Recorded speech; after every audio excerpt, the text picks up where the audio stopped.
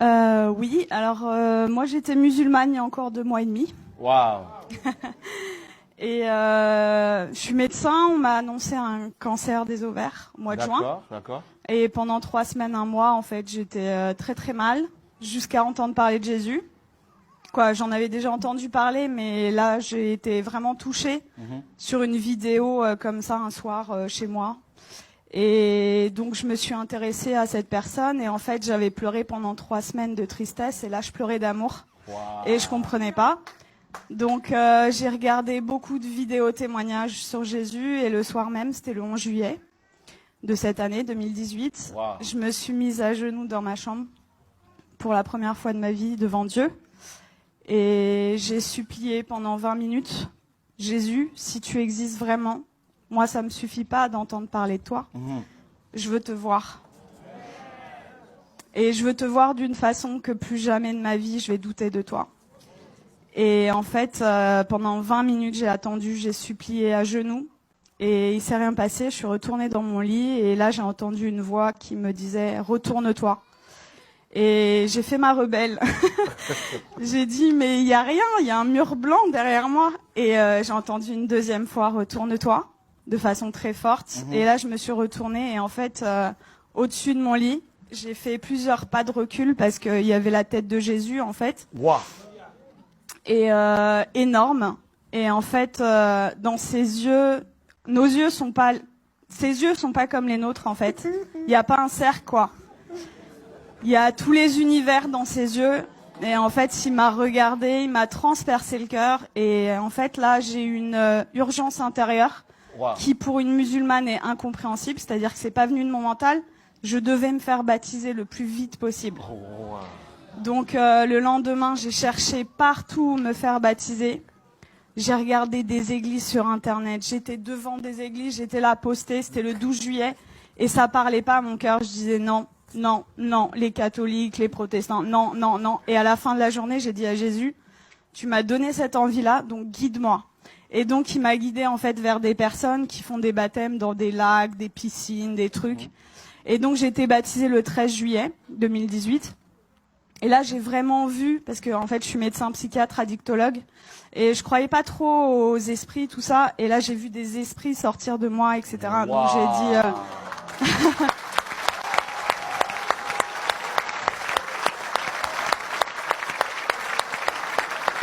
Est-ce que ça vous dérange de venir un peu?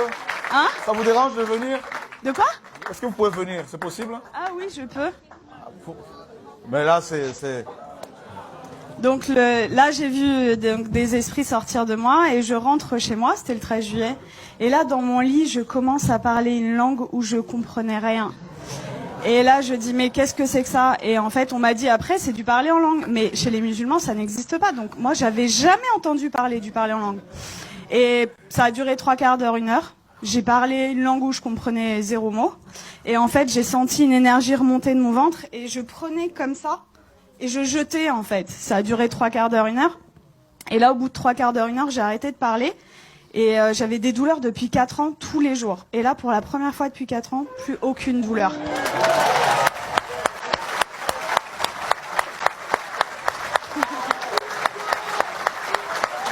Wow.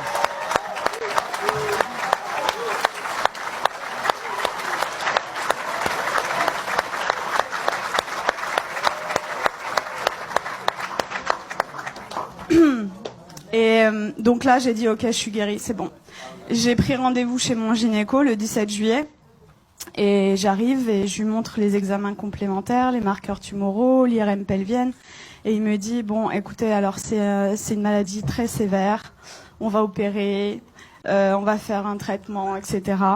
Et là, je le regarde avec le sourire et je lui dis, vous savez pas ce que je vais vous dire? Je suis guérie. Et là... Et là, il me dit, comment ça, je comprends pas. Il m'a écouté quand même parce que je suis médecin, j'ai un cabinet juste à côté de chez lui, quoi. Donc il savait que c'était pas n'importe, voilà. Et là, je lui dis, mais en fait, je suis guérie. Et il me dit, bon, parce que le déni en médecine, ça existe beaucoup. Il me dit, bon, allez, on va faire l'échographie. Et en fait, là, il me fait l'échographie et il était bouche bée. Donc, en fait, il passe sur l'ovaire gauche. Là, il me dit au ralenti, ovaire gauche normal. Et après, il passe sur l'ovaire droit et il me dit, ah, il y a 2 images. Je dis, ouais. Et il me dit, ah, mais attendez, c'est des follicules de maturation. Donc, en fait, les follicules de maturation, c'est ce qui donne les ovules. Et moi, je n'en avais plus. Donc, en fait, là, mes ovaires étaient morts. Ils sont revenus à la vie. Oh.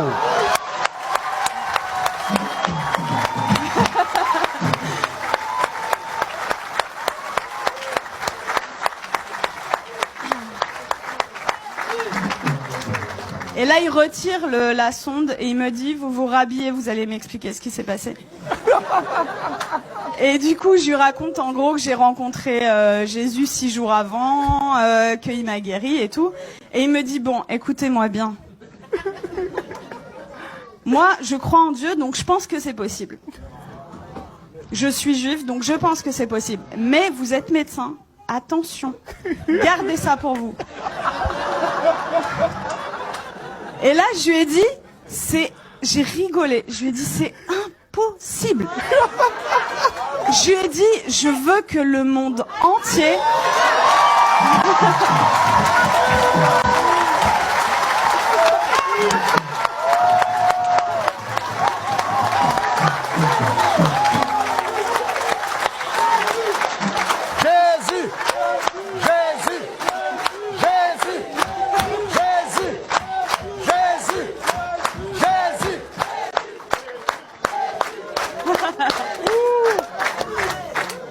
Je lui ai dit, je veux que le monde entier sache que Jésus est vivant. Et il m'a dit, bon, ok, et il m'a fait mon compte rendu d'échographie, qui était normal, c'était un plaisir pur, et il me le rend, et là il me dit, est-ce que je peux vous faire la bise, au lieu de me serrer la main? Je dis, bien sûr, et il me prend le visage, et il me dit que Dieu vous garde. Et en fait, ce que je raconte partout autour de moi, c'est, tout à l'heure le frère disait que vous aviez vécu au Cameroun l'acte des apôtres. En fait, c'est ce que je vis tous les jours, quoi. Et c'est-à-dire que je travaillais que en cabinet, le Seigneur m'a amené à travailler à l'hôpital, aux urgences, et en fait, je vois des cas psychiatriques sévères. Et ma première garde après mon baptême, les infirmiers, le geste qu'ils ont fait le plus dans la nuit, c'était ça. Ils y croyaient pas, en fait. Il y avait que des miracles. Toute la nuit. Ils ont pas compris.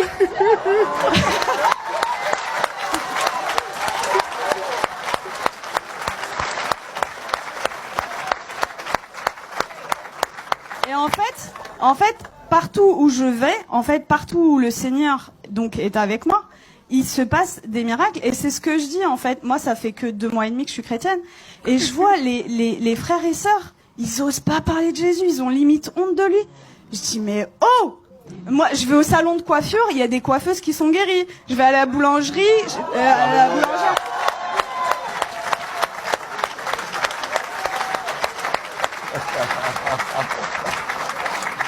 En fait, j'aime beaucoup cette expression. En fait, je dis que le Seigneur, c'est l'antidote à tout. Et le monde entier a le poison. C'est-à-dire qu'ils connaissent pas Jésus. Moi, j'ai 33 ans. J'ai attendu 33 ans pour qu'on me parle de Jésus. Mais attendez, mais moi, j'aurais voulu que quelqu'un vienne me parler de Jésus.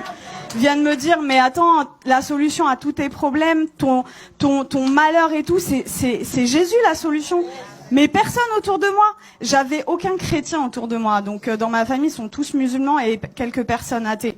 Et en fait, ils comprennent pas du tout ce qui se passe. Mais juste, je voulais vous dire que je vis des miracles tous les jours. Tous les jours, c'est des prodiges de Dieu. Je vais vous raconter juste, il y a quelques jours, ce qui s'est passé parce que je dois choisir et je peux pas tout vous raconter. Donc, il y a ma famille qui était en Algérie pendant tout l'été. Ils sont rentrés et il y a mon oncle, en fait. Il a de l'arthrose sévère au genou. Et je suis arrivée, j'ai raconté ce qui s'était passé cet été, et ils m'ont dit, ouais, c'est bon, t'arrêtes de nous parler de Jésus. Déjà, ils ont été tolérants, ils ont accepté d'écouter.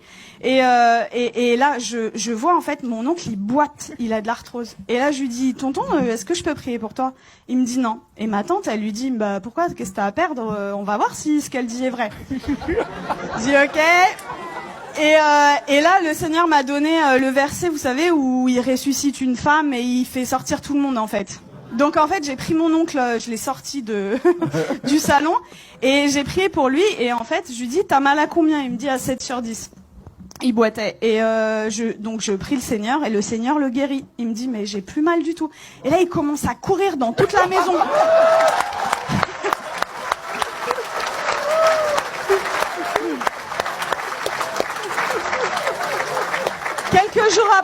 Quelques jours après, je retourne dans la famille et là, il me dit, Nermine, tu vas pas me croire, j'ai vu mon ophtalmo. En fait, il voit son ophtalmo 2 fois par an. Et pour son glaucome. Donc le glaucome, c'est une maladie chronique, c'est à vie, c'est comme le diabète. Et il me dit, l'ophtalmo, il a pas compris, j'ai plus de glaucome. Il lui a dit, je peux pas t'arrêter les 2 traitements parce que voilà, mais j'en arrête 1 sur 2. La prochaine fois, s'il y a plus rien, on arrête le 2e, quoi. Et donc ça, c'était mon oncle et mon père qui a 80 ans, musulman depuis 80 ans. Waouh. J'ai été le voir, ça faisait très longtemps que j'étais pas allée le voir, au moins 6 mois, 1 an. J'ai été le voir jeudi dernier. Et en fait, je lui ai raconté ce qui m'est arrivé. Il a été guéri, j'ai prié pour lui, il a été guéri de ses acouphènes, c'est des bourdonnements. Il avait depuis 10 ans, plus d'acouphènes. Il avait mal au dos, il pouvait pas sortir sans ceinture. Plus de ceinture, je l'ai sorti sans ceinture. Il voyait double, il avait une diplopie. Il voyait double quand il mettait pas ses lunettes. Plus de diplopie. Et là, au bout de 2 heures, il me dit, c'est bon, je me donne à lui.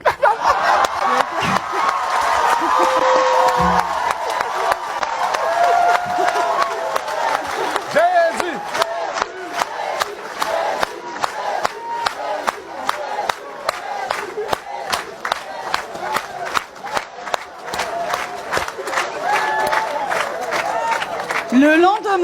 Le lendemain, donc c'était vendredi là, non, c'était pas hier, c'était vendredi dernier. Vendredi, j'arrive, donc le lendemain, en fait là, il me dit, tout ce qu'on s'est dit là, t'oublies, c'était des bêtises, tu me parles plus de Jésus. J'étais choquée. Je dis bon, ok. Et là, dans ma tête, au bout de 2 minutes, je dis non, ça va pas se passer comme ça. Et ça, vraiment, les frères et sœurs, c'est un truc hyper important. Vous priez, mais il faut proclamer aussi ce qui est écrit dans la parole. Et donc, dans ma tête, j'ai dit, je proclame qu'il appartient à Jésus. Je proclame qu'il appartient à Jésus. Et donc, j'ai proclamé. Et là, il me dit, j'ai la tête lourde et tout. Et je dis, j'ai vu l'opportunité. Je dis, je peux prier pour toi? Et il me dit, non, tu m'approches pas. Et donc, en fait, 3 fois d'affilée, en 1 heure, peut-être 3 fois, je lui ai proposé. La 3e fois, il me dit, ça prend combien de temps? Je lui dis 5 secondes. Je dis ok. Il me dit ok. Donc, je mets ma main comme ça, je chasse les esprits au nom de Jésus. Et là, il éternue, mais de façon disproportionnée. Et là, il me regarde et il me dit, c'est parti. Je dis, ah ouais? Et il me dit, tu crois que ça a un rapport avec ta prière? Je dis, bah, totalement. Et du coup, on est reparti à parler de Jésus. Je l'ai sorti, on est parti manger ensemble. Ça faisait 20 ans, ça faisait 20 ans qu'on n'était pas sortis ensemble. Et en fait, je lui ai parlé du baptême dans l'après-midi. Et dans l'après-midi, il me dit, ok, je suis ok pour être baptisé. Donc là, j'étais là. J'ai dit, je vais te baptiser dans ma baignoire, mais je voulais pas le faire toute seule. Donc j'ai écrit à des frères et tout. Oh, mon père, il veut se faire baptiser, qui sait? Et du coup, j'ai un frère qui est venu et à 21h vendredi dernier, j'ai baptisé mon père.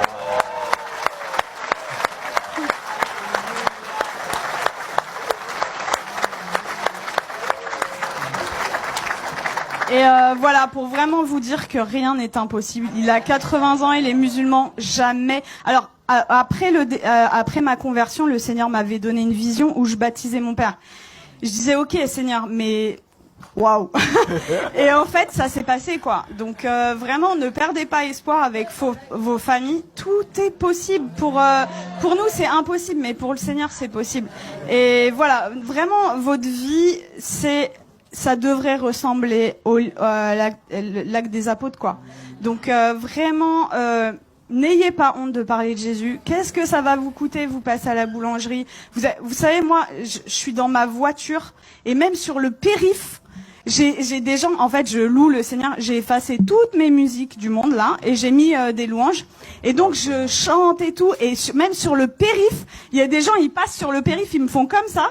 Et moi, j'ouvre ma fenêtre et je leur dis Jésus est la réponse.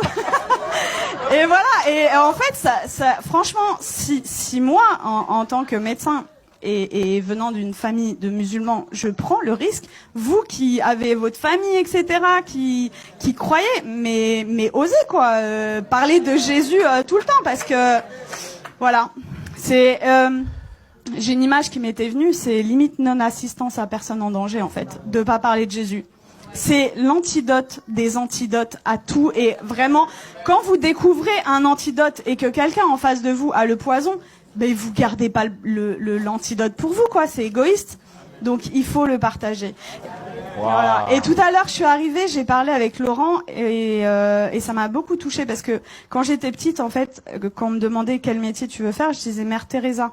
Et dans une famille musulmane, vous imaginez, et ils m'ont dit non, ça va pas être possible. Non, tu vas changer, tu changes. Et du coup, j'ai dit bon bah ok, je vais être médecin. Et en fait, c'est incroyable comment le Seigneur il est en train d'organiser les choses. Et du coup, quand Laurent m'a parlé d'orphelinat tout à l'heure, je sens que j'ai un appel fort Amen. pour ça.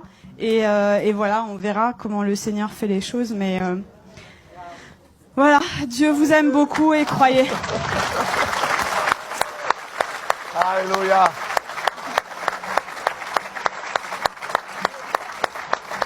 Waouh. Gloire à Dieu.